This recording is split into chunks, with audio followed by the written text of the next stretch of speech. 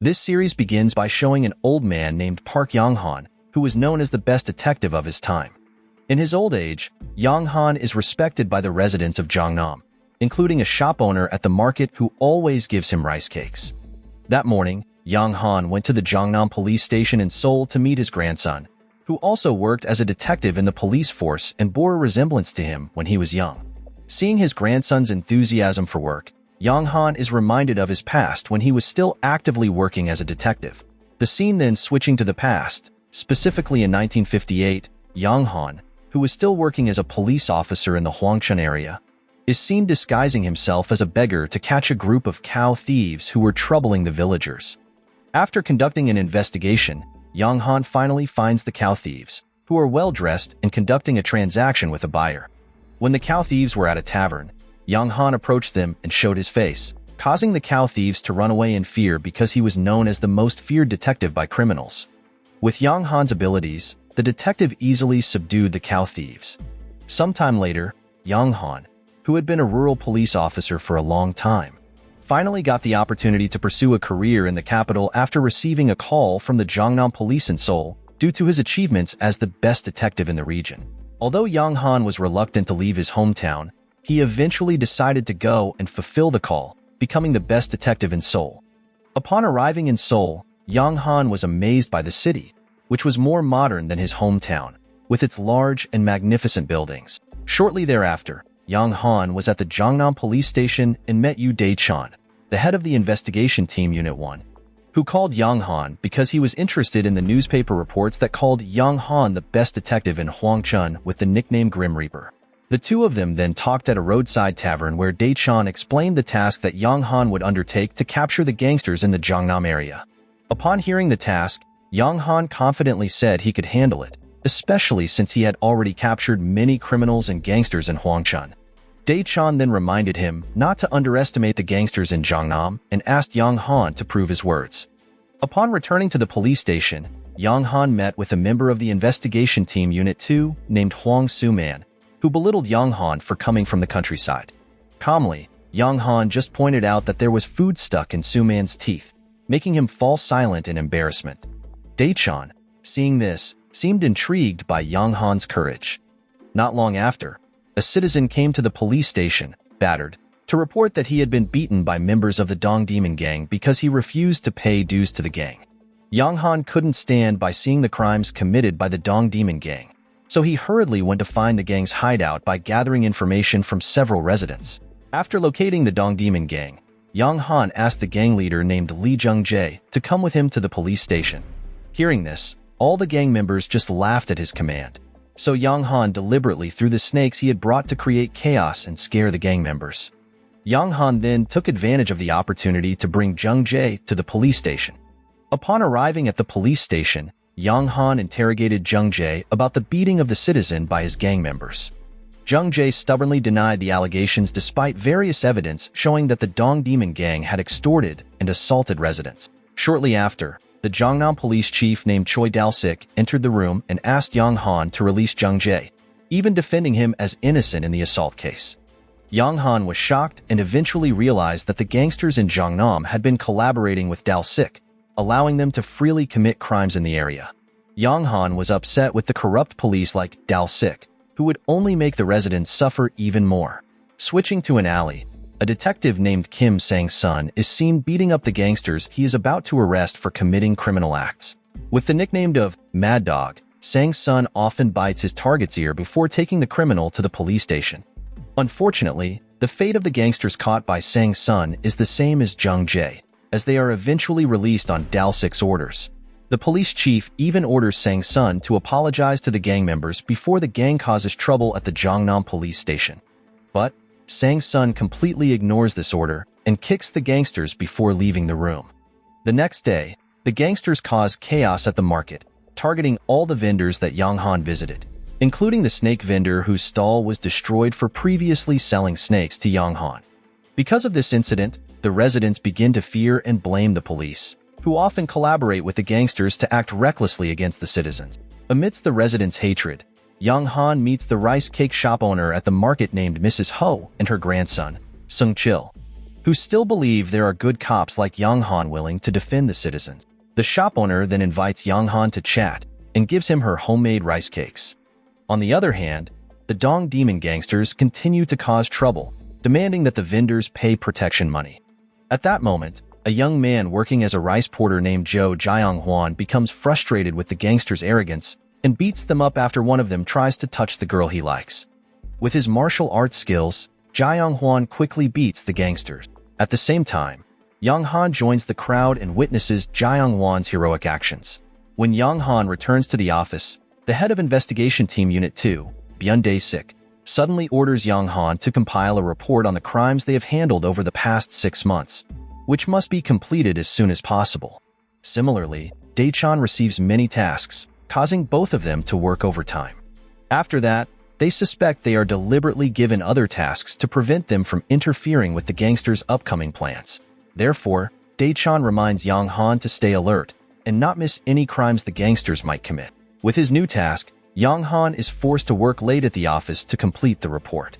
While watching the Investigation Team Unit 2 leave, Yeong-han plans to follow them until he is startled by a noise from inside a cupboard. Yeong-han quickly checks it and finds Sang-sun sound asleep inside, snoring. Yeong-han then tries to gather information from Ji-sob, a junior staff member of Investigation Team Unit 2, who is about to go home. Unfortunately, Ji-sob refuses to speak, forcing Yeong-han to use harsh methods by shoving his face into a toilet. Ji-sob finally tells Yeong-han about the Dong Demon gangsters' plan to smuggle goods from America. After obtaining the desired information, Yeong-han immediately wakes up Sang-sun, who is still sleeping in the cupboard, to ask for the Mad Dog detective's help in thwarting the gangsters' criminal plan in Gangnam. Upon hearing this, Sang-sun agrees to cooperate with Yeong-han to capture the gangsters. Yeong-han and Sang-sun then proceed with surveillance until they see Dae-sik and his team making plans to smuggle goods with the American party. Yeong-han and Sang-sun enter the gangsters' hideout, pointing their weapons and demanding the gangsters surrender peacefully. However, Dae-sik and his team insist on denying their conspiracy with the gangsters to smuggle the goods. Amidst the tension, Sang-sun suddenly strikes Yeong-han on the head, causing him to pass out, then claims to Dae-sik that he intends to help him. Unfortunately, Sang-sun is also knocked unconscious by Dae-sik's men and left with Yeong-han in a remote location. When Sang-sun and Yeong-han regain consciousness, Sang-sun explains that he had to hit Yeong-han because an American soldier had aimed at him earlier. To teach Dae-sik a lesson, the two then go to the storage site of the smuggled goods, which turn out to be food, and deliberately distribute it to the residents.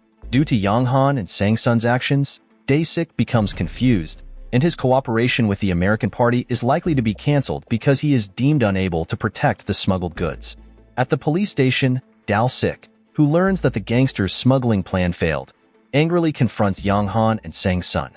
The two detectives then argue that they actually saved the Gangnam police because if all the smuggled goods were reported to the military police, both Dae-sik and Dae-sik would end up in prison. Hearing this, Dae-sik remains silent, suppressing his anger towards his two subordinates.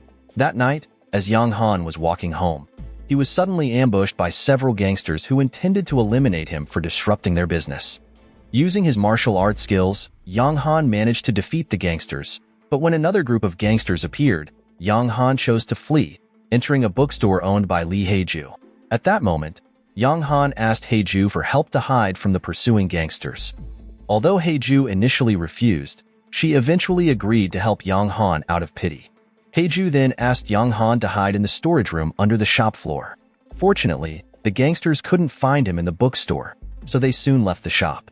Shortly after the gangsters left, Hae-ju asked why Yeong-han, being a police officer, was running away from them.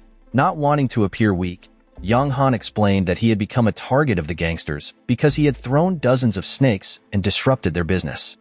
When Hae-ju realized that Yeong-han was the brave police officer many people were talking about, she became flustered meeting the dream policeman of many women in person, switching to a quiet young man named So Ho-jong, who comes from a wealthy family.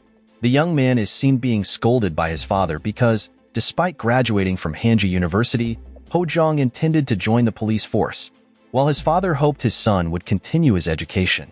Although his friends also belittled his ambitions, Ho-jong remained determined to join the Gangnam police because he wanted to meet Yeong-han. the police officer he had encountered at Haeju's bookstore.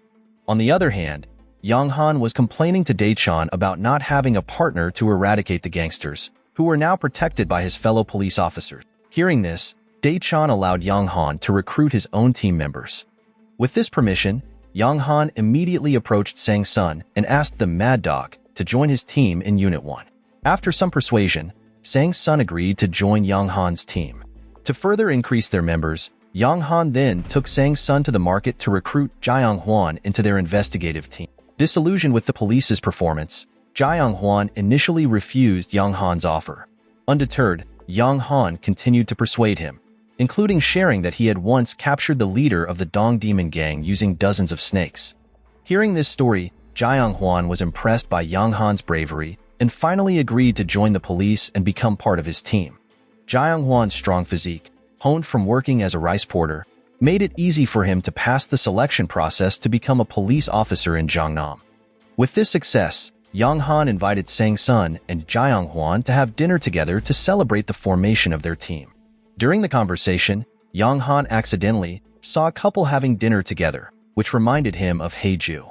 Because of this, Yeong-han then went to the bookstore to meet Haeju and invited her to watch a movie together at the cinema over the week. Haeju, who secretly also liked Yeong-han, decided to accept his invitation to the movie.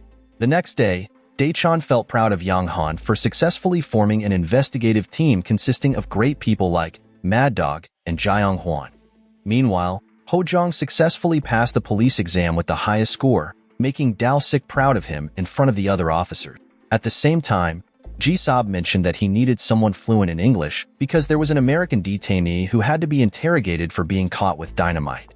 As a graduate of a prestigious university in Seoul, Ho-jong was appointed as the translator for the interrogation, even though he was not very proficient in English. During the interrogation, Ho-jong appeared nervous and lacked confidence in his English skills. Nevertheless, he tried to force the foreign detainee to explain why he was wandering around the city with dynamite. The foreign detainee seemed indifferent to Ho-jong's request and asked for a cigarette, claiming he couldn't answer his questions before enjoying a smoke. Naively, Ho-jong gave him a cigarette and a lighter, which the detainee then used to light one of the dynamites. Quickly, Ho-jong threw the dynamite out of the room to save everyone inside. Unfortunately, the dynamite ended up hitting Dal-sik's car, causing it to explode. Because of this incident, Ho-jong was punished and assigned to serve as an assistant to Investigation Team Unit 2. Not long after, a resident reported a disturbance involving American soldiers at a restaurant, prompting Yeong-han to decide to take on the case. At that moment, Yeong-han asked Ho-jong to join his team because they needed his help as a translator. Upon arriving at the location, Yeong-han and the team were shocked to see American soldiers pointing weapons at each other. They were confused about how to defuse the situation until Ho-jong suddenly came up with an idea to disguise himself as a restaurant chef to distract them, allowing Yeong-han and the others to enter the place. Thanks to Ho-jong's clever idea, Yeong-han and the rest of the team were able to subdue the American soldiers. Due to the success of Ho-jong's idea, Yeong-han asked the young man to join his team to protect the weak and fight criminals. Sometime later, a group of professional robbers was seen robbing a bank in Korea, forcing the bank manager to open the vault. After taking all the money from the vault, they killed the guard on duty even though he did not resist. At the Jeonnam police station, Dal-sik, still underestimating Yeong-han's team, assigned them the trivial task of catching the beggars wandering around the market.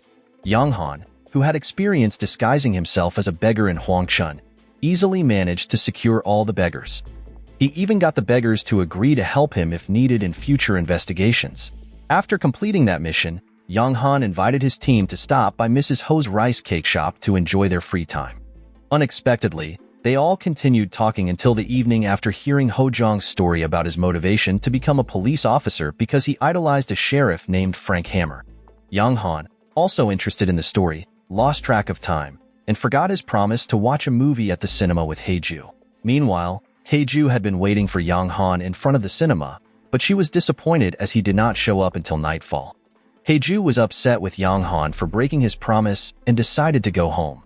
At the same time, Yeong-han, who just realized he had a movie date with Haeju, quickly said goodbye to his colleagues and headed to the cinema.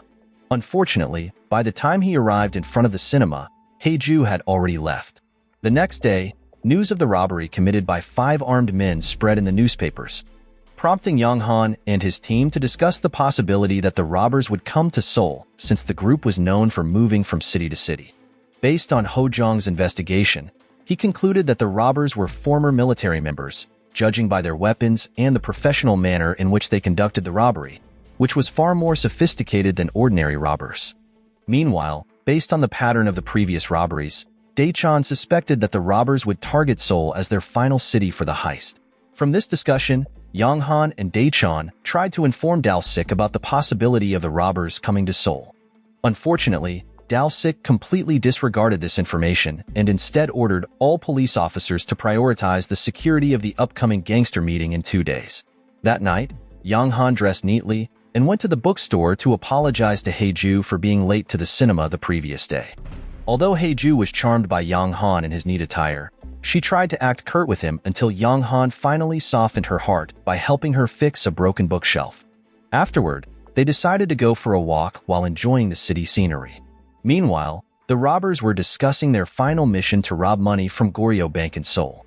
After the robbery, they planned to flee abroad with all the loot they had accumulated. Back with Yeong-han and the others, who remained vigilant for the robbers' arrival despite Dal-sik ignoring Unit 1's warning. At that time, Yeong-han and the team tried to predict the robbers' movements, and based on Ho Jong's analysis, the robbers were likely to choose Goryeo Bank as their target. To confirm his team's suspicions and determine exactly when the robbery would take place, Yeong-han asked for the help of the beggars he had previously freed to act as spies at every bank in Seoul. The next day, one of the beggars reported that he had seen a man matching the description given by Yeong-han at Goryeo Bank. Unfortunately, Yeong-han and the team could not yet determine the exact time of the robbery, so Ho Jong continued searching for clues to find out when the robbers would strike.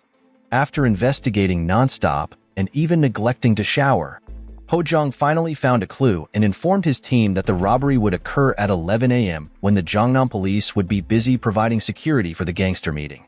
With this information, Dae-chan and Yeong-han reported it again to Dal-sik, but the police chief still ignored his subordinate's warning because he prioritized the gangster meeting's security. Nevertheless, investigation team Unit 1 planned to arrest the robbers without Dal-sik's approval. The next day, Sang-sun was ready, disguised as a bank security guard, waiting for the robbers. Meanwhile, because it coincided with the gangster meeting security detail, Yeong-han and the others struggled to implement their plan to go to the bank. They were eventually imprisoned after being caught trying to escape by Investigation Team Unit 2. After that, Yeong-han and his colleagues tried to persuade the prison guard to release them, but the guard refused, so Ho Jong began telling sad stories about the consequences of the robbery, which could cause many people to suffer. Unexpectedly, this moved the guard to tears, and he finally released Yeong-han and his team from the cell. On the other hand, Sang-sun grew worried as his colleagues had not yet arrived, even though it was already 11 a.m., signaling the imminent robbery. At the same time, Hae-ju entered Goryeo Bank to withdraw some cash, and everyone was shocked when the robbers arrived.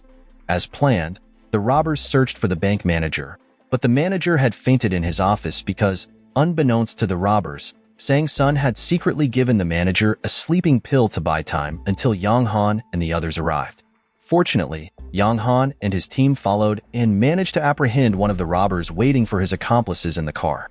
To catch the other robbers, Yeong-han disguised himself as one of them and waited in the getaway car parked in front of the bank.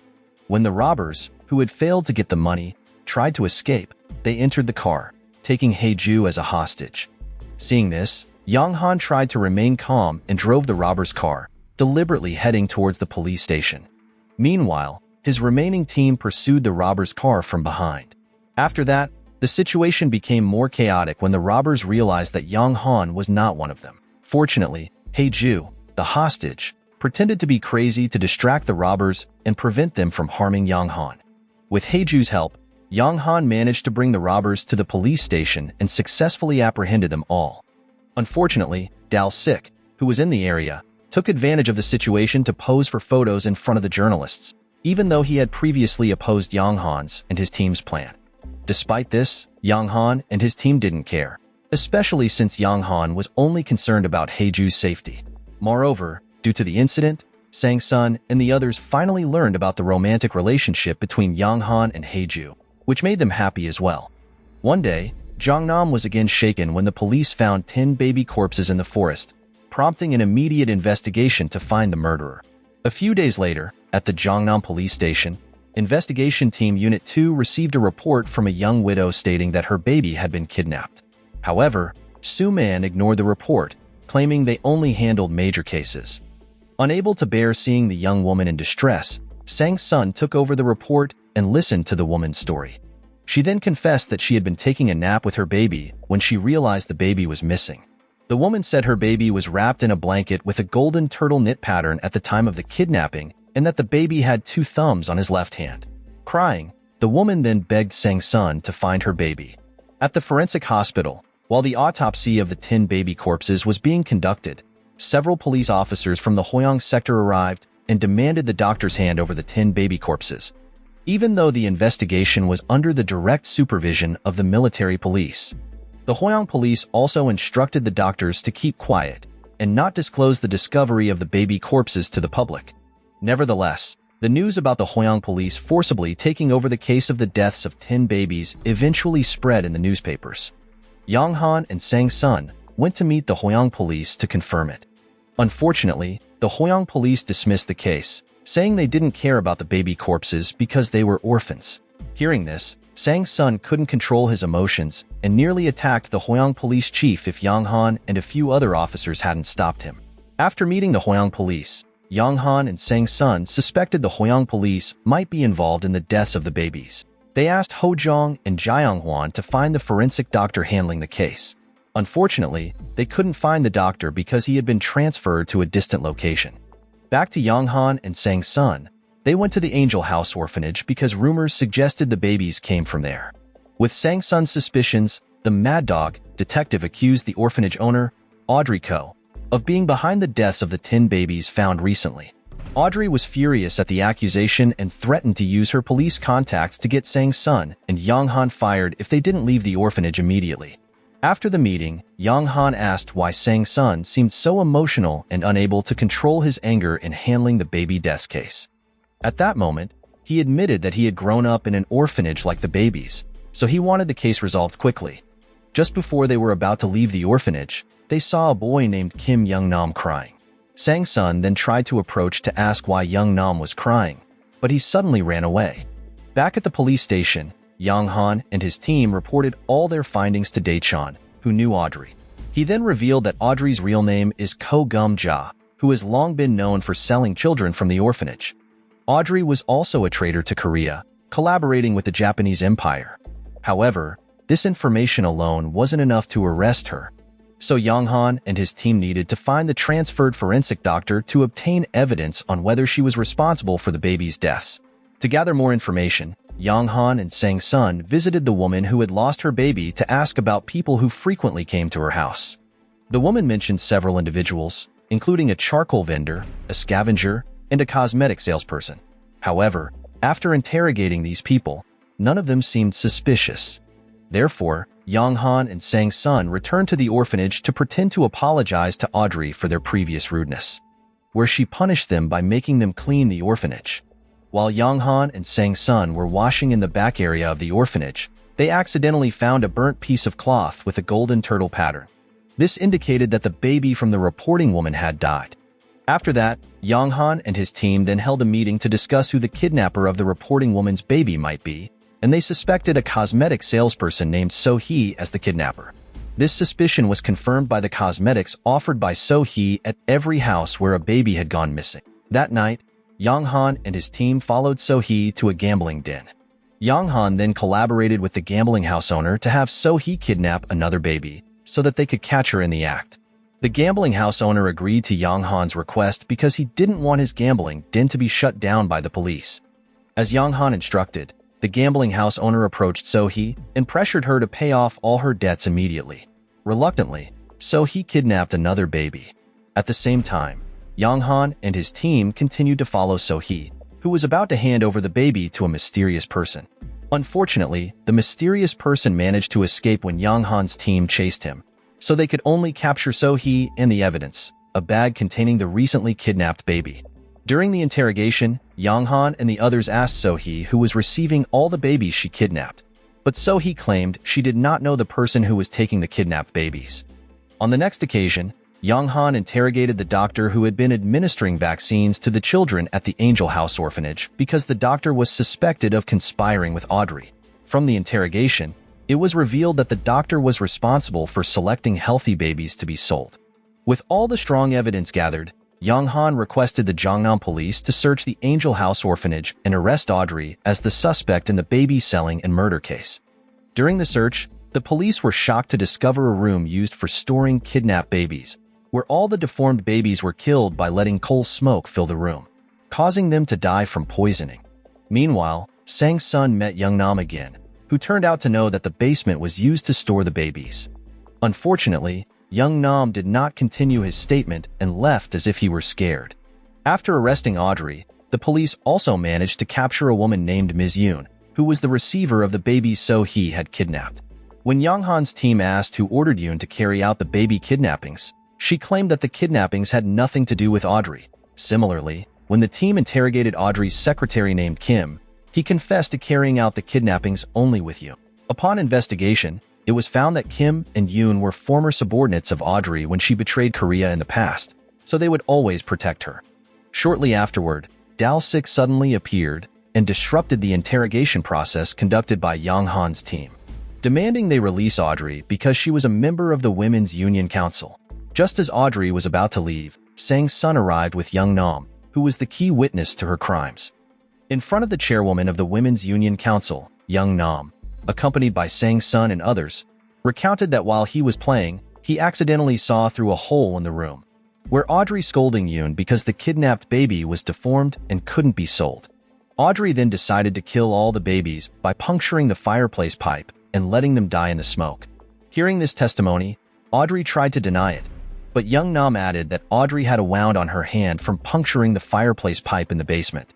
The chairwoman then forced Audrey to remove her gloves, revealing that she indeed had a scar on her hand. With this evidence, Audrey was finally arrested for the murder of the babies.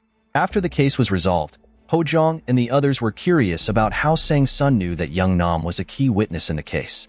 He then admitted that he grew up in an orphanage, so he could sense that Yeong-nam was hiding something. That's why Sang-sun tried to approach him by sharing his past, where he was often bullied until he started biting the bullies, which made them stop bothering him. A few days later, Yeong-han spent the evening with Hae-ju walking around the city. Unfortunately, the police came to enforce the curfew, and they had to hide in a narrow alley, bringing them closer together. At the same time, near the Jeonnam market, a man was found dead with wounds on his body. The next day, everyone at the market gathered around the crime scene, and to everyone's shock, the murder victim was Sung-chil. Yeong-han and his team, who were handling the case, were devastated by the death of Mrs. Ho's grandson, especially Yeong-han, who had always considered Sung-chil as his younger brother. Unfortunately, when Yeong-han and the others tried to gather information about Sung-chil's death, all the market residents refused to speak out of fear of becoming the next target. Upon investigation, the market residents actually knew that Sung-chil's killer was Viper, one of the top members of the Dong Demon Gang, because Sung-chil had tried to resist the gang. Yeong-han and his team, unwilling to accept Sung-chil's death, went to the Dong Demon Gang headquarters to arrest Viper without an official warrant from the police station. Sang-sun and the others beat up all of Viper's men until Yeong-han finally confronted Viper and fought him. During the fight, Viper tried to attack Yeong-han with a katana, but his superior martial arts skills allowed him to overpower and arrest Viper as Sung-chil's killer. At the police station, Viper continued to deny that he killed Sung-chil. His men also claimed that their boss was innocent, so Yeong-han kept pressuring him to confess until he found a talisman paper kept by one of Viper's men. Blinded by rage, Yeong-han raised his gun and almost shot Viper until dozens of Viper's men came in, testifying that their boss did not kill Sung-chil. Because of this, Viper had to be released due to the lack of evidence to convict the gangster. Yeong-han and his team then tried to find additional evidence by visiting the location of Sung-chil's murder, where they found no evidence except for his bloodstains and a bucket of lye, which Sung-chil likely used to help his grandmother at the rice cake shop. With the lack of evidence to convict the perpetrator, Yeong-han felt sad because he couldn't capture Viper and bring justice for Sung-chil's death. On another occasion, Yeong-han and his team gathered again to discuss the case of Sung-chil's death. At that moment, Hae-ju's friend named Bong Nun-sil, who was also Sung-chil's teacher, suggested that the police perform an autopsy on Sung-chil's body to find clues about his death. Yeong-han agreed with Nun-seal's suggestion and immediately went to Ho to ask for permission to conduct an autopsy on Sung-chil's body to catch the person who killed him. Although it was difficult, Ho finally allowed the police to perform the autopsy on her grandson's body. After getting approval from Ho, Yeong-han and his team requested a forensic doctor to conduct the autopsy. Not long after, the forensic examination revealed that the stab wounds on Sung-chil's body were not from an ordinary knife, but a special knife rarely owned by others. Additionally, the bruises on both of Sung-chil's arms indicated that several people were involved in the young man's murder. The burns on Sung-chil's hands also reminded Yeong-han of the lie he had found at the crime scene. With information from the forensic doctor and further investigation Unit 1 finally determined that Viper was the main culprit behind Sung-chil's murder. This was further supported by information from Dae-chan, who stated that the characteristics of the knife mentioned by the forensic doctor matched the knives owned by the gang leaders under Jung Jae's leadership, including Viper. However, Yeong-han and his team still couldn't figure out how to find the evidence knife used by Viper, which had been hidden.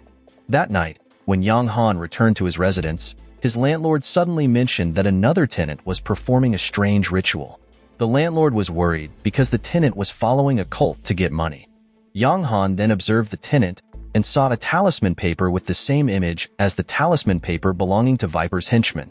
The next day, Yeong-han and his colleague immediately interrogated Ji-sob about the cult since he was known to be investigating the cult.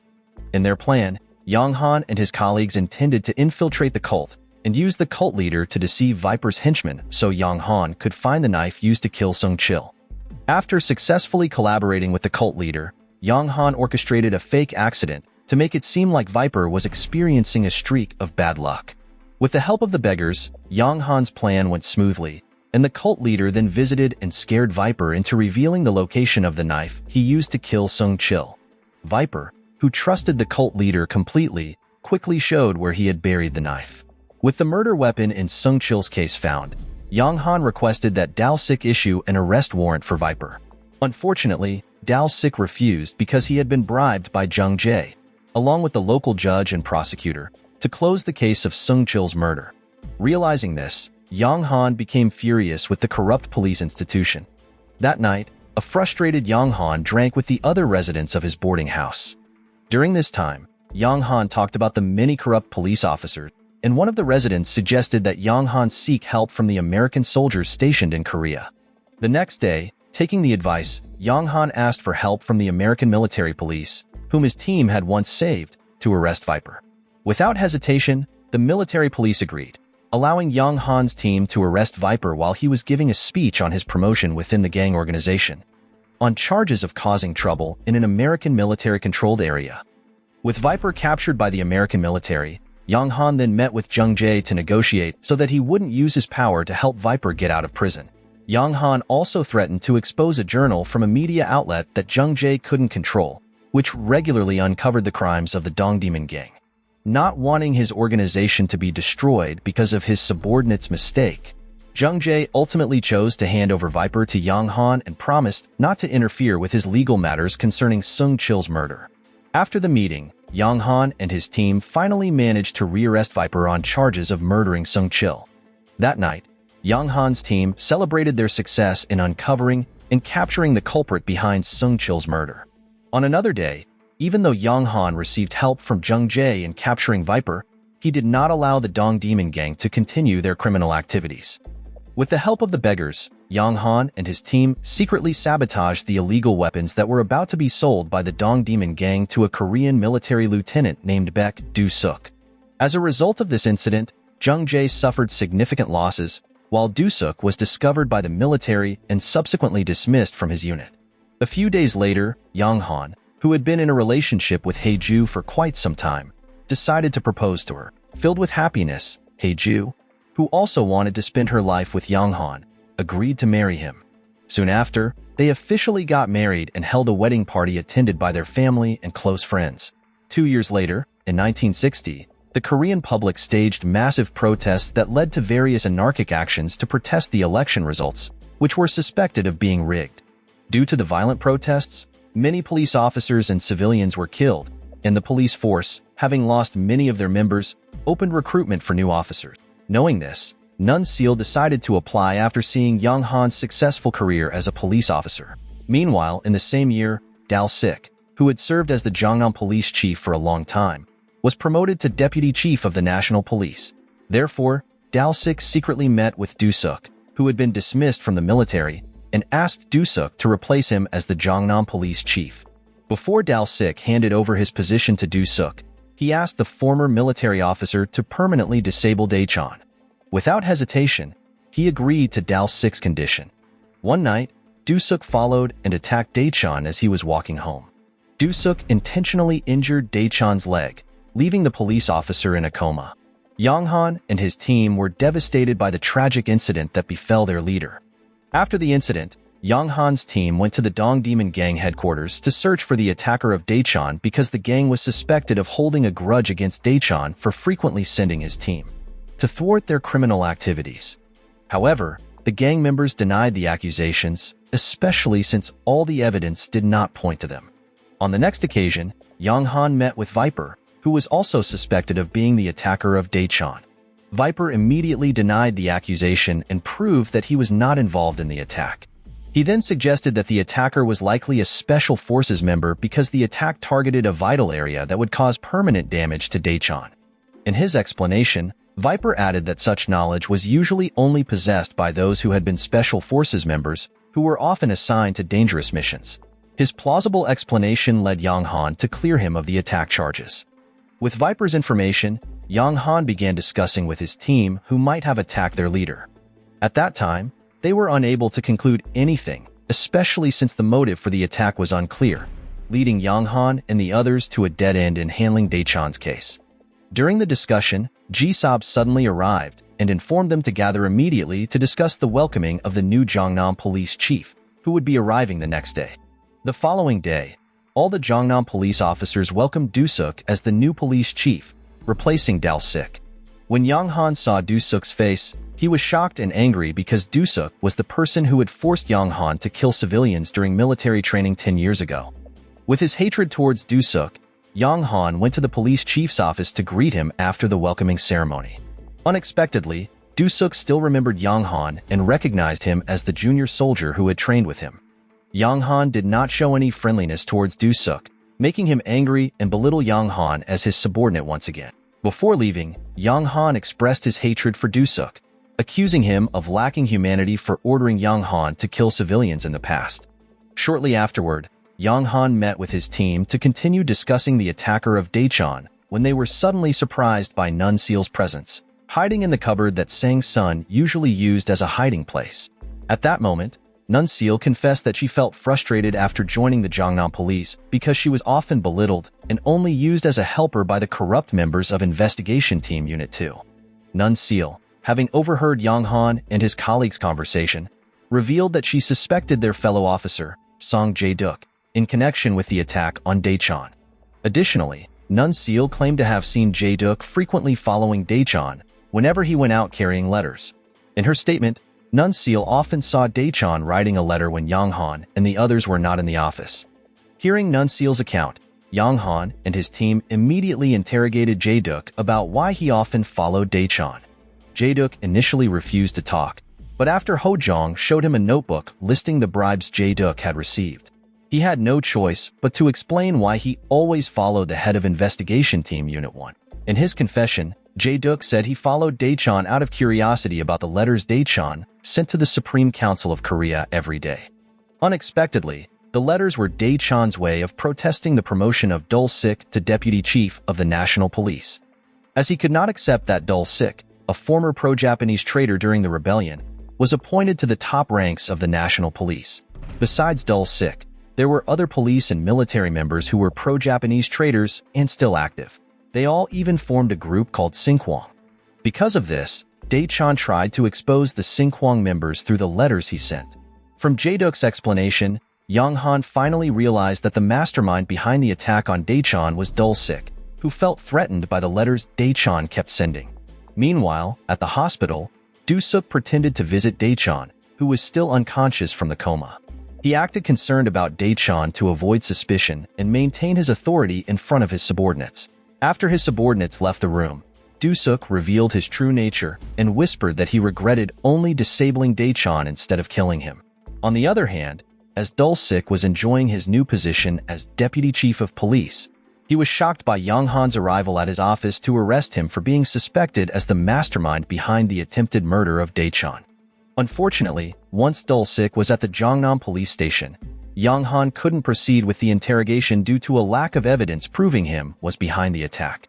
Instead, an irritated Dul-sik accused Yeong-han of being a rebel for accusing the deputy chief of police without proof.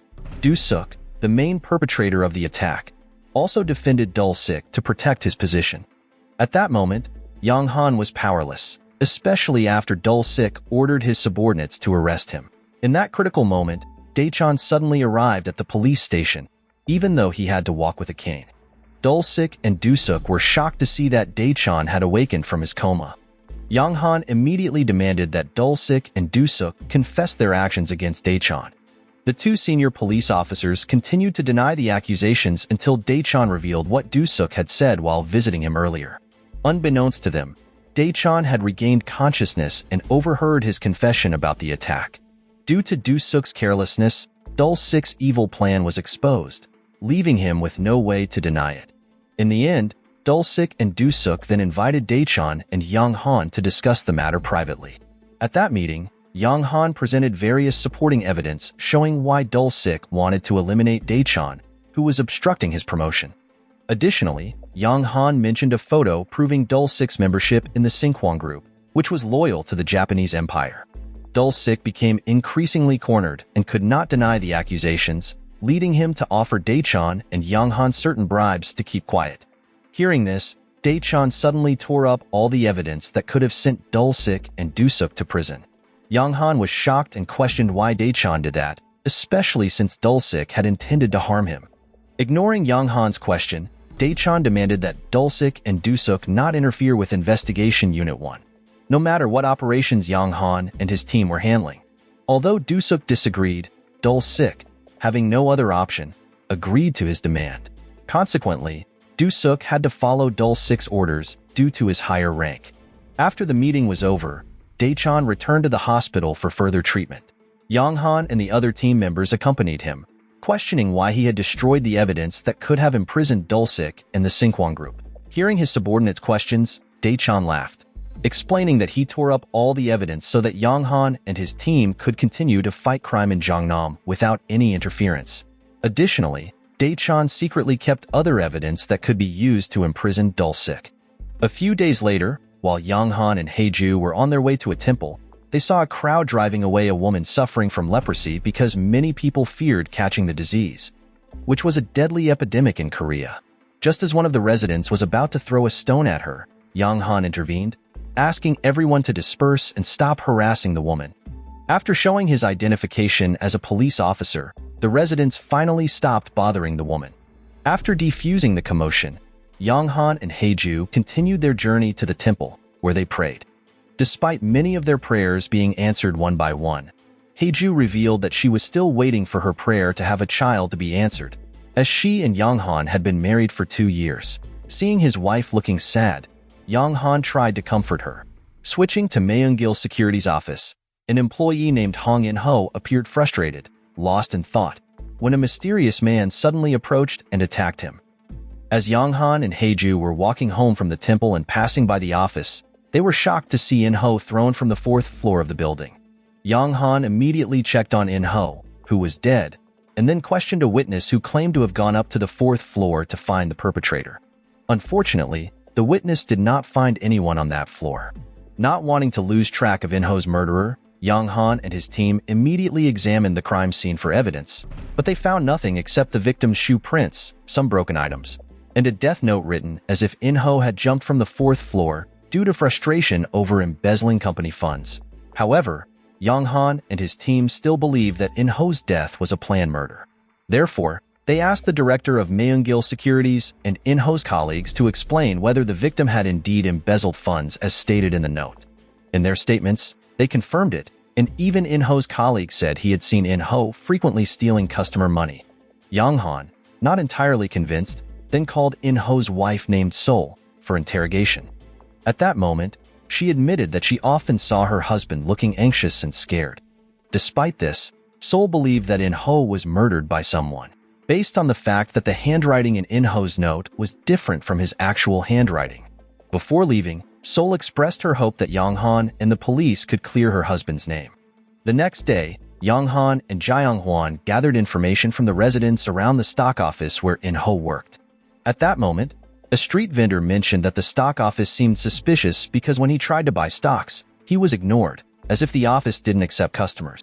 Additionally, the vendor often saw a suspicious man in a white suit coming to the office. That night, Yeong-han and his team continued to gather information from the residents around the stock office to find the culprit until Sang-sun and Ho-jong found a mother and her sons who had leprosy and lived behind the stock office. Initially, they were reluctant to speak, but after Yeong-han arrived, the mother, recognizing Yeong-han's face as the one who had helped her, finally agreed to answer the police's questions. The mother then said she saw the perpetrator, who had long hair, wore a leather jacket, and had his right hand bandaged. With this information, Yeong-han returned to the stock office with his old boarding house friend named Gum Eun-dong, who worked at Goryeo Bank, to ask for his opinion about the stock office.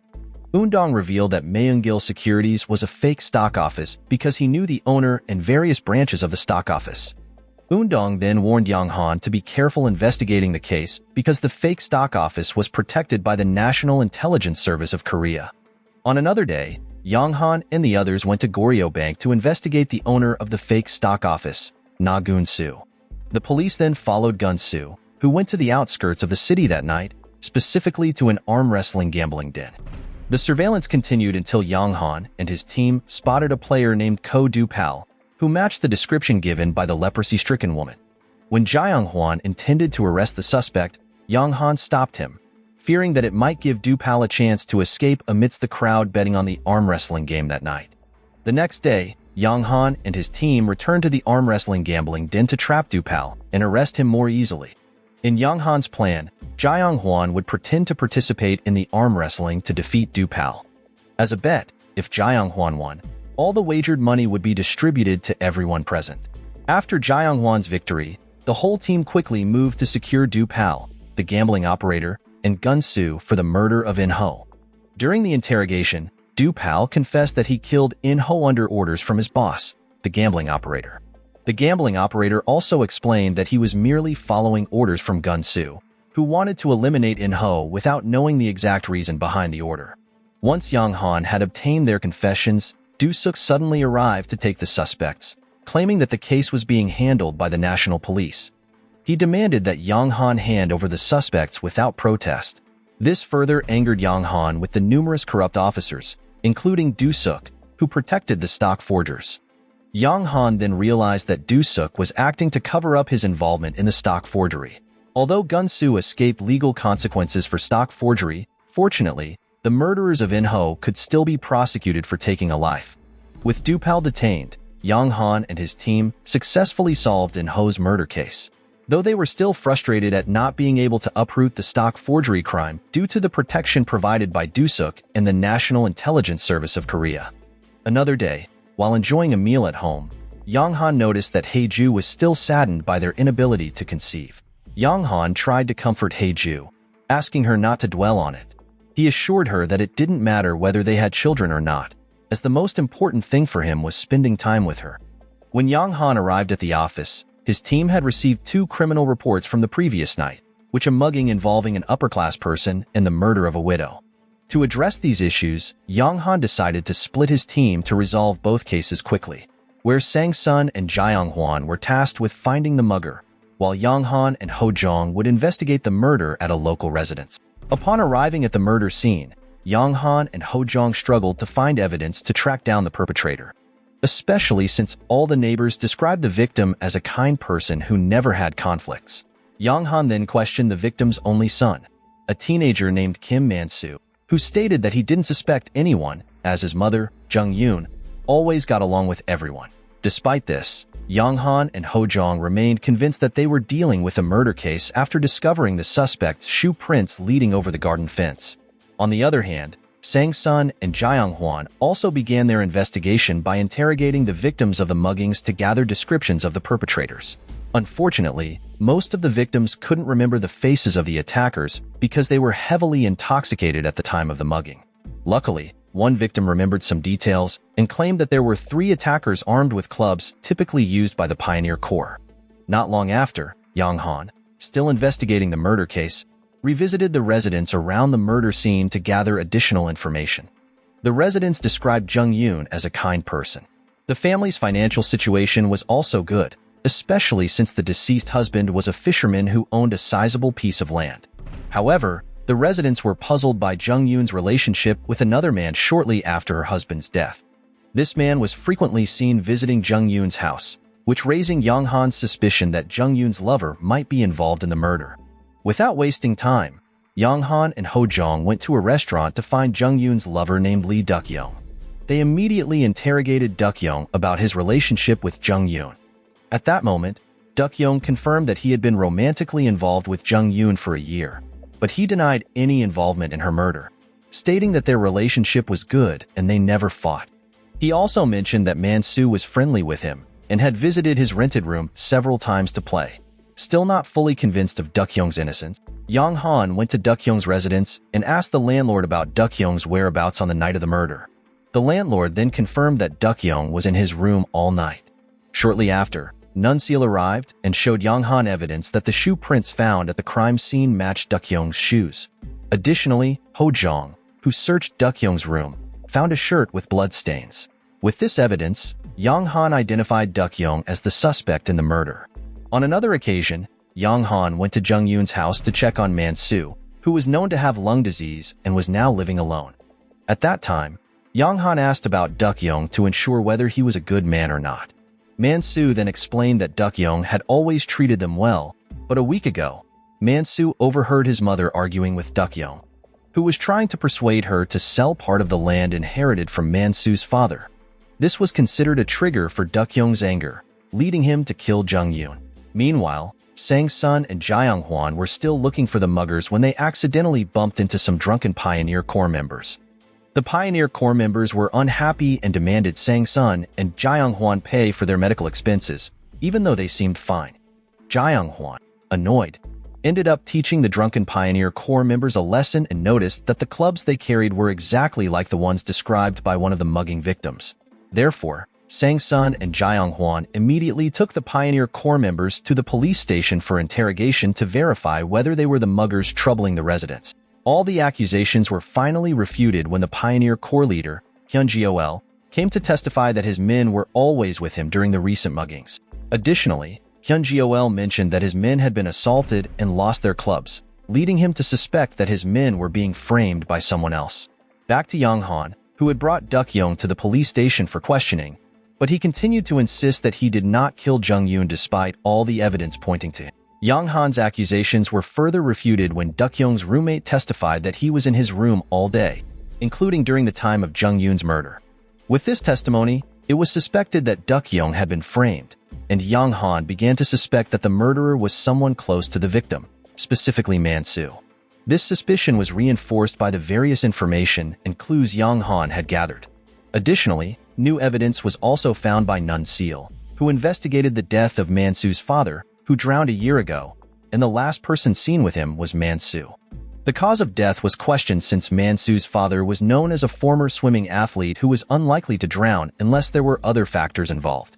With this information, Yeong-han tried to confirm it by visiting the late Jung-yoon's house, where he accidentally saw Man-soo, who should still be mourning, laughing while reading the newspaper. Yeong-han, not wanting to make wild assumptions, discussed the matter with Dae-chan. However, both found it hard to believe that an innocent-looking teenager like Man-soo could commit such an evil acts by killing both his parents. Nonetheless, all the evidence pointed to Man-soo as the perpetrator of Jung-yoon's murder, including framing Duk-young and the medical records showing that Man-soo had bought sleeping pills a month before his father was found drowned. Additionally, the bloodstains on Duk-young's shirt were found to originate from a cut on Jung-yoon's finger a week before she died. The next morning, Yeong-han and Ho-jong approached Man-soo to confirm their suspicions, and again saw him laughing while reading the newspaper. The arrival of the two police officers at his home surprised Man-soo, who immediately displayed his innocent side. Yeong-han tried to corner Man-soo into confessing to Jung-yoon's murder, explaining that the investigation revealed the cut on her hand was caused by Man-soo as part of framing Duk-young. However, Man-soo continued to deny the accusations. At the police station, Man-soo kept denying everything despite Yeong-han presenting various pieces of evidence against him. Just as Yeong-han and Ho-jong were about to leave the interrogation room, Man-soo suddenly transformed into a different persona and confessed to killing both his parents. Casually, he admitted that he killed his father out of resentment for not being given an inheritance. Additionally, he killed his mother out of anger when she got a new boyfriend soon after his father's death. Hearing this, Yeong-han informed Man-soo about the life imprisonment he could face. Surprisingly, Man-soo remained calm, stating that due to his age, he would not be imprisoned but sent to a juvenile correctional facility.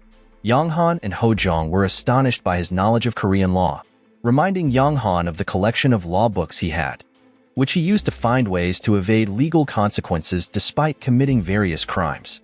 Meanwhile, Sang-sun and Jaeyoung-hwan continued to hunt down the muggers who had claimed many victims. Since standard investigative methods weren't effective, Sang-sun and Jaeyoung-hwan disguised themselves as wealthy, drunken individuals to lure the muggers. Not long after, the plan worked as the muggers approached Sang-sun to steal his money, thinking he was heavily intoxicated. It didn't take long for Jaeyoung-hwan, who had been monitoring the situation, to apprehend the gang of muggers, who turned out to be teenagers. When the three teenage boys were interrogated, they confessed that they had been forced into criminal activities because they had been constantly abused and no one defended them, even when their lives were at risk. It was discovered that the three boys were prospective Pioneer Corps members who had been recruited a few weeks earlier. Shortly afterward, they escaped because they were constantly abused and starved by the Pioneer Corps members. They were even treated like animals and branded on their hands. Thanks to the boys' report, Sang-sun learned that the Pioneer Corps members always abused all new recruits. Meanwhile, in prison, Yeong-han was forced to release Man-soo from his cell because he would be placed in a juvenile correctional facility. As per the law regarding crimes committed by children under 15, this frustrated Yeong-han and Ho-jong, especially since Man-soo would go free after planning and committing the murders of his parents. Yeong-han and Ho-jong then escorted Man-soo home on foot. During this time, Man-soo felt triumphant, believing he had successfully fooled the police and would face no punishment. An angry Yeong-han suddenly pointed his gun at Man-soo, scaring the teenager. When Man-soo realized the gun was unloaded, he resumed mocking Yeong-han until Ho-jong took out handcuffs to restrain Man-soo. After that, Man-soo was confused and claimed he was still 14 years old, but Yeong-han then produced Man-soo's original birth certificate, where he had found the document after Man-soo's teacher revealed that he was actually 15. With Man-soo legally considered an adult, the police were entitled to prosecute his crimes and imprison him. In the end, Man-soo had no choice but to face the consequences of his actions in prison. The next day, Hyun-Ji-ol's subordinates were seen abusing newly joined Pioneer Corps boys. Fortunately, their actions were halted when Yeong-han and his team arrived at the Pioneer Corps office to warn him to stop abusing all the teenagers recruited as Pioneer Corps members, as the program was a government initiative. If Hyun-Ji-ol ignored Yeong-han's warning, the police would not hesitate to disband the program and prosecute all Pioneer Corps members involved in the abuse of new recruits. Initially, Hyun-Ji-ol was angry and refused to listen to Yeong-han until Hef fired his pistol, frightening Hyun-Ji-ol and his subordinates. After resolving the Pioneer Corps issue, Yeong-han and his team promptly left the place. On the other hand, Do-suk appeared to be plotting something against Dul-sik by asking him to meet up. Upon arriving at the meeting location, Dul-sik was suddenly arrested by prosecutor's office personnel because he was suspected of being involved in corruption within the police force. It turned out that Dul-sik had been framed and betrayed by Do-suk. Meanwhile, Yeong-han was at home with Hae-ju, recounting some of the cases he and his team had solved. Yeong-han mentioned that some people are born with bad traits and a penchant for committing crimes. Therefore, if he had children, he intended to raise them to be good people. After hearing her husband's story, Hae-ju suddenly surprised him by revealing that she was pregnant. Knowing this, Yeong-han was both shocked and overjoyed, as their prayers had finally been answered.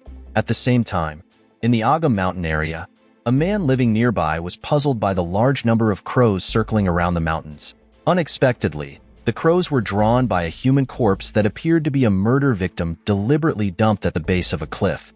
When Yeong-han and his team returned to the office, Nun Seal was waiting for them with her friend, Lee Young-ja, who was there to report a case of missing female workers at Dongsan Textile, a textile factory where she worked. According to her, at the beginning of each month, a female worker would go missing without a trace, making Young-ja suspect that her missing colleagues had been kidnapped. A few months earlier, Young-ja had reported the same issue to Investigation Unit 2, but Soo-man had completely ignored the report, believing that the missing women had simply resigned from the factory and returned to their hometowns without informing their colleagues.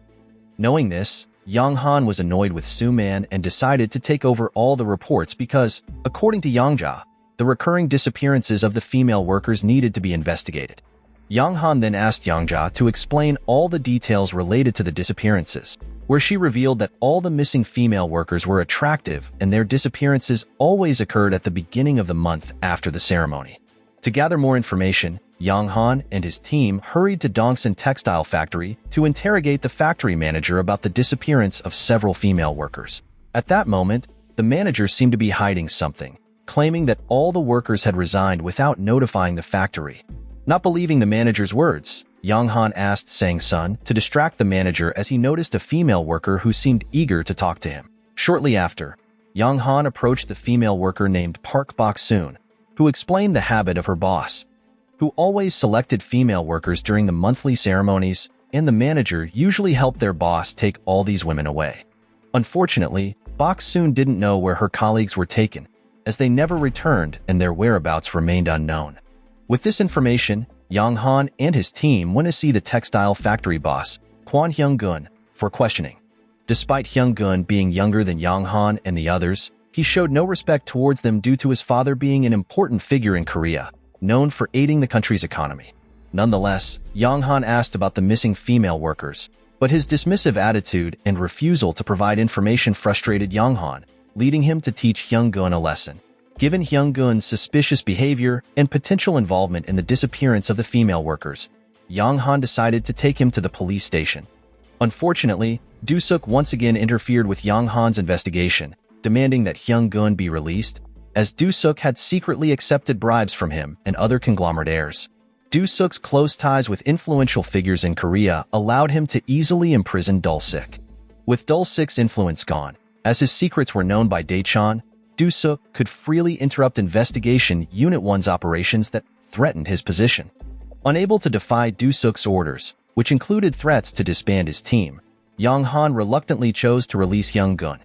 Not long after, Nun Seal reported the discovery of a body at the base of the Agum Mountain cliff, and after an examination by Yeong-han's team, it was identified as Young-ja's colleague, Kim Soon-young, who had been missing for 15 days. Strangely, Soon-young's body was intact and not eaten by wild animals around the mountains because it contained a high dose of opium. This was evidenced by the numerous opium injection marks on her arms. Additionally, Soon-young had been assaulted and her head had been beaten to death. Moreover, skin traces under her nails indicated that she had fought back before being killed. Knowing the brutality of the murder, Yeong-han was furious and determined to fully investigate the case. The next day, Yeong-han and his team approached Hyung-gun and his friends, Chung Hee-sung, Nam Jung-gil, and No Yoon-hak, who were from wealthy backgrounds. At that moment, Yeong-han demanded that the four confess to Soon-young's murder, but they casually denied it and belittled him, whom they regarded as a low-ranking police officer. During this, Yeong-han noticed a scratch mark on Yoon-hak's neck, possibly from Soon-young's nails. Unfortunately, due to a lack of evidence, Yeong-han couldn't detain them. Not wanting to let these four immoral youths go, Yeong-han and Sang-sun went to a brothel where Hyung-gun and his friends often spent time with women. At that moment, Yeong-han tried to gather information from Chung-hwa, the brothel's owner. However, when Chung-hwa heard Hyung-gun's name and his friends, she chose not to provide any testimony. Despite this, Yeong-han could sense that Chung-hwa wanted to say something about the four youths. As Yeong-han suspected, the next day, Chung-hwa came to Haeju's bookstore to meet with Yeong-han. Chung-hwa then confessed that she had initially refrained from speaking the truth, fearing that Yeong-han was like other corrupt police officers who favored the wealthy. Realizing that Yeong-han was not corrupt, Chung-hwa mustered the courage to inform him about Hyung-gun and his friends, who often caused trouble at the brothel. from using opium to abusing her staff. Among the four immoral youths, Hee-sung was the one who frequently committed heinous acts against the brothel's servants. As evidence, she showed photos of Hee-sung and the others with her staff, who were tortured and made up with Japanese geisha makeup before being assaulted. Seeing the photos, Yeong-han realized that the makeup was the same as the one found on Soon-young at the base of the cliff. Yeong-han then asked Chung-hwa why she chose to reveal all this information, and she confessed that she also hated savages like Hee-sung and the others, especially since they had injured several people working at the brothel. After that, Chung-hwa hoped that Yeong-han would be willing to arrest Hee-sung and his friends. Meanwhile, Hyung-gun and his friends were gathered together when Yoon-hak suddenly brought up the issue of Hee-sung having killed Soon-young, causing trouble for all of them and making them targets of Yeong-han's investigation. Not wanting to prolong the problem, Hee-sung offered a drink as an apology to his friends. However, Hee-sung did not join them in drinking, claiming he had something to take care of. Late that night, Yoon-hak and the others decided to go home, but on their way, they were involved in a car accident when another vehicle suddenly crashed into their car, killing Yoon-hak, Jung-gil, and Hyung-gun instantly. Yeong-han, who happened to pass by the accident scene, was shocked and immediately began an investigation, discovering a box of opium inside the car. Upon examining the victims, Yeong-han realized that Jung-gil could still be saved and quickly rushed him to the nearest hospital for medical attention. After the deaths of Yoon-hak and Hyung-gun in the car accident, Yeong-han suspected that the accident had been planned by someone. This suspicion was supported by the lack of skid marks at the scene, indicating that the driver intentionally crashed into Jung-gil's car. Additionally, Yeong-han also suspected Hee-sung as the perpetrator behind the accident. Thus, Yeong-han immediately went to the hospital to check on Jung-gil's condition, believing that he would likely be Hee-sung's next target. As expected, Hee-sung was already at the hospital, so Yeong-han tried to get him to confess to orchestrating the murders of Soon-young and his friends. At that moment, Hee-sung refused to admit to anything, forcing Sang-sun to present evidence of the opium that Hee-sung had used to torture the missing female textile factory workers. Panicked, Hee-sung realized that Yeong-han and his team had uncovered his crimes. Without wasting any time, Hee-sung then went to see Do-suk and asked the officer to cover up all the crimes he had committed. Do-suk agreed, but after Hee-sung continually belittled him, he became angry and warned him to learn to respect him if Hee-sung wanted to stay safe. Hearing this, Hee-sung remained silent and frightened upon hearing Do-suk's threat. On another day, Do-suk gathered reporters in front of the police station to announce that the accident that killed the sons of important people in Korea was purely an accident. Do-suk even paid someone to take the fall as the driver who crashed into Jung-gil's car. Regarding the discovery of opium, Do-suk dismissed the news, claiming the substance was just regular salt. Meanwhile, Yeong-han and his team were outraged by Do-suk's constant defense of guilty conglomerates. Consequently, they decided to expose all of Do-suk's crimes, including his involvement in the murder of Soon-young. One night, at the hospital, a Jeonnam police officer disguised as a doctor was monitoring Jung-gil under Yeong-han's orders, suspecting that Hee-sung would try to kill him as the witness to his crimes. As expected, when Yeong-han and his colleagues arrived at the hospital, Hee-sung was already there. So Yeong-han quickly devised a strategy to catch Hee-sung in the act of trying to kill Jung-gil. To execute their plan, Sang-sun and Ho-jong pretended to be reporters to create a distraction, keeping the guards busy and unfocused on their duties. While Yeong-han, assisted by Jae-young-hwan, planned to sneak into Jung-gil's hospital room using a rope made of cloth. As Yeong-han reached the window of Jung-gil's room, he could see Hee-sung attempting to suffocate Jung-gil with a pillow. Yeong-han then tried to enter the room, but the plan nearly failed when the cloth rope broke. Fortunately, Jae-young-hwan managed to grab the broken rope, saving Yeong-han, who then successfully entered through the window and caught Hee-sung in the act of attempted murder. Meanwhile, Do-suk was meeting with Hee-sung's father, Chung Byung-pil, a colonel in the military. Do-suk informed him about Hee-sung's crimes, including the murder of female workers at Dongsan Textile and his two friends, Hyung-gun and Yoon-hak. Do-suk's visit was not to cooperate with Byung-pil in covering up Hee-sung's crimes, but to blackmail him so that all of Hee-sung's crimes could be erased by Do-suk. With no other choice, Byung-pil agreed to all of Do-suk's demands to see his son free from punishment. Returning to the Jeonnam police station, Do-suk found out that Hee-sung had been arrested again for attempting to murder Jung-gil in the hospital. Do-suk then demanded that Yeong-han release Hee-sung again, but Yeong-han refused, having witnessed Hee-sung's attempt to kill Jung-gil. Yeong-han even threatened to expose Do-suk's corruption and his ties to the conglomerates if he continued to interfere with his team. Hearing this, Do-suk reluctantly allowed Yeong-han to handle the case against Hee-sung.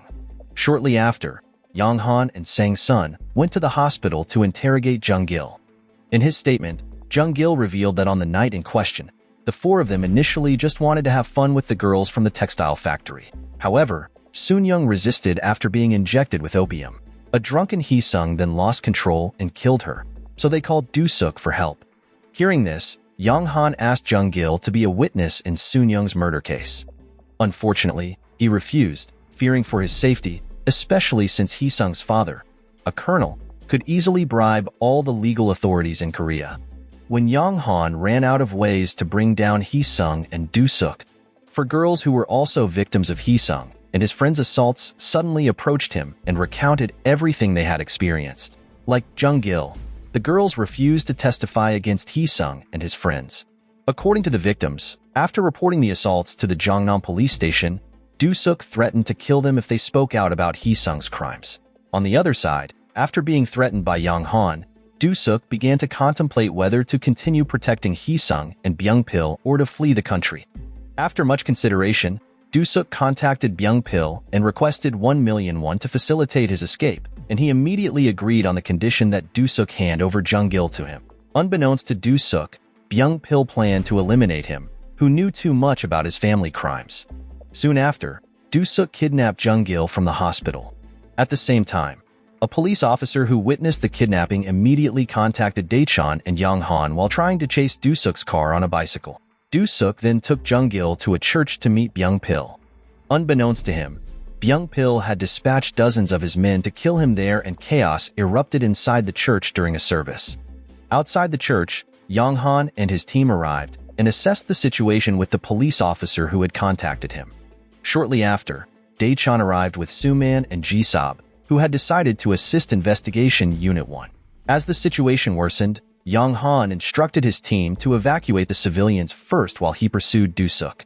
Cornered, Do-suk attempted to escape by taking a pregnant woman hostage, which Yeong-han hesitated to shoot, recalling the time when Do-suk had killed innocent civilians for his amusement. Yeong-han then dropped his weapon, as Ho-jong was ready to apprehend Do-suk from behind.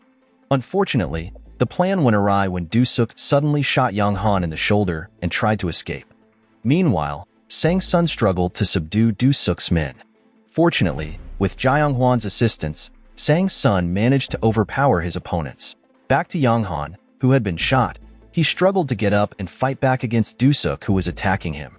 With a wound on his shoulder, Yeong-han found it difficult to face Do-suk, especially since he was targeting his wound to incapacitate the detective. Just when Yeong-han was about to run out of strength, he noticed a pistol lying not far from him. Yeong-han then pretended to collapse so he could grab the pistol, and with his cleverness, he managed to subdue Do-suk with the gun aimed at him. Although Do-suk asked Yeong-han to shoot him, Yeong-han refused, intending to arrest Do-suk and put him in prison. A few days later, all local news media broadcast the capture of Do-suk and other corrupt officials who frequently manipulated the law in Korea. Charged as one of the masterminds behind Soon-young's murder, Hee-sung and Do-suk were ultimately sentenced to death as accountability for all the crimes they had committed. After Soon-young's case was resolved, Yeong-han returned home with various gifts for Hae-ju and their unborn baby. Hae-ju, knowing Yeong-han well, realized that he brought all those gifts to cover up his anxiety. At that moment, Yeong-han confessed that he still didn't feel at ease even though Do-suk and several involved officials had received their deserved punishments. This was because many other powerful figures and high-ranking officials continued to commit various crimes, exploiting their power. Often, they also oppressed the common people. Hae-ju then comforted her husband by giving him a new coat as a reward for his achievements. She also encouraged him to always be a good and honest police officer so he could continue to catch all the criminals and corrupt officials in the future. A month later, the Jongnam police station, which had been without a leader, finally received news that Daechon was appointed as the new chief of police, replacing Do-suk. Hearing this, Yeong-han and the others were pleased with this development because they no longer had to deal with a leader who constantly interrupted their work and released criminals just because they had the money to bribe high-ranking police officials. With Dae-chan appointed as chief of police, Yeong-han was promoted to head of Investigation Unit 1, replacing Dae-chan, which made Sang-sun, Ho-jong, and Jaeyoung-hwan were happy to hear this and agreed with Dae-chan's decision, as they believed Yeong-han was indeed deserving of the leadership position. Back to the present day, the now elderly Yeong-han is seen arriving at a restaurant to accept an invitation to dine with former gangsters whom he had once captured. Unexpectedly, many of the criminals that Yeong-han had arrested had reformed and become friends with him. At the end of the series, it shows Yeong-han going to a cemetery to visit the graves of his fallen comrades. Additionally, Hae-ju and their son had also passed away before him, leaving Yeong-han feeling lonely in his old age.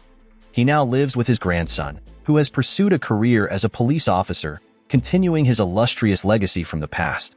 Moral lesson from the story: never trust a crow with your lunch. It might just lead you to a crime scene. And if your boss throws monthly parties to kidnap people, it's time to find a new job.